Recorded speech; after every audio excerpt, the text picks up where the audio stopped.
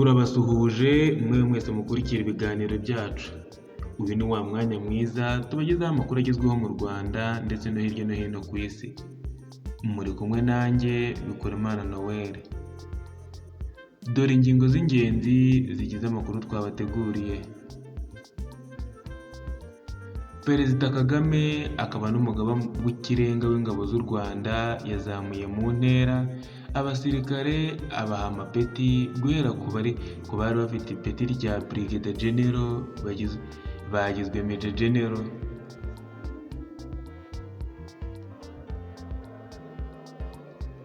Indege ya Kenya Airways yananiwe kugwa i Kigali isubiza abagenzi Nairobi.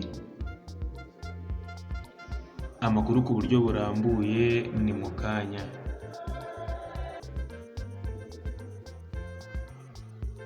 Perezida Kagame akaba n'umugaba mukuru w'ikirenga w'ingabo z'u Rwanda yazamuye mu ntera abasirikare bahabwa amapeti guhera ku bari bafite irya Brigadier General bagizwe Major General. Izi mpinduka mu kuzamura mu ntera abasirikare mu ngabo z'u Rwanda zatangajwe n'igisirikare cy'u Rwanda kuri uwa kabiri tariki ya 19 Ukuboza 2023.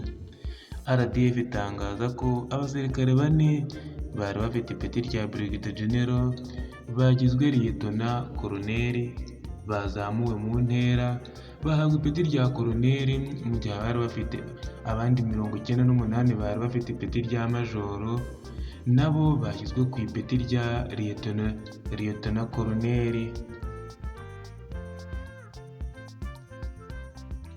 Iri tangazo kandi rikomeza rigaruka ku basirikare 195 nabo bazamuwe mu ntera bakurwa ku ipeti rya kapiteni bahabwa irya majoro.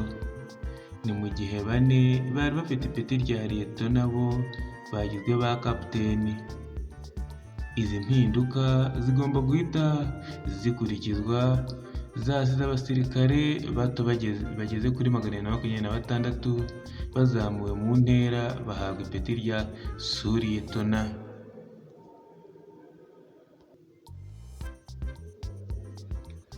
Indege ya Kenya Airways yananiwe kugwa i Kigali isubiza abagenzi Nairobi.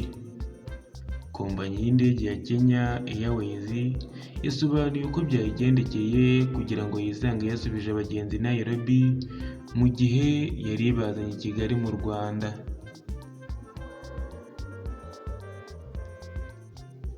Byasabye ko indege ya Kenya Airways ya KK 478 yarizanye abagenzi ku kibuga cy'indege mpuzamahanga cya Kigali tariki ya 17 Ukuboza 2023 ikata igasubira i Nairobi muri Kenya idashoboye kugera ku kibuga. Mu itangazo ryasohowe na Kenya Airways yavuze ko iyo ndege yayo byayisabye gusubira i Nairobi idashoboye kugwa ku kibuga cy'indege mpuzamahanga cya Kigali Kanombe kubera ko ikibuga kitagaragaraga neza bitewe n'ibihu byinshi. Ubuyobozi bwa Kenya Airways bwatangaje ko iyo ndege yagerageje kugwa inshuro ebyiri zose ariko bikanga, nyuma bikarangira ihisemo gusubiza abagenzi muri Kenya. Ngibyo rero iby'indege ya Kenya yananiwe kugwa ku kibuga cy'indege i Kanombe. Burya ngo amagara araseseka ntayorwa, kandi burya batekereje neza kuko hari igihe byari kubaviramo ibibazo bikomeye nk'impanuka kandi byari kwangiza ubuzima bwa benshi.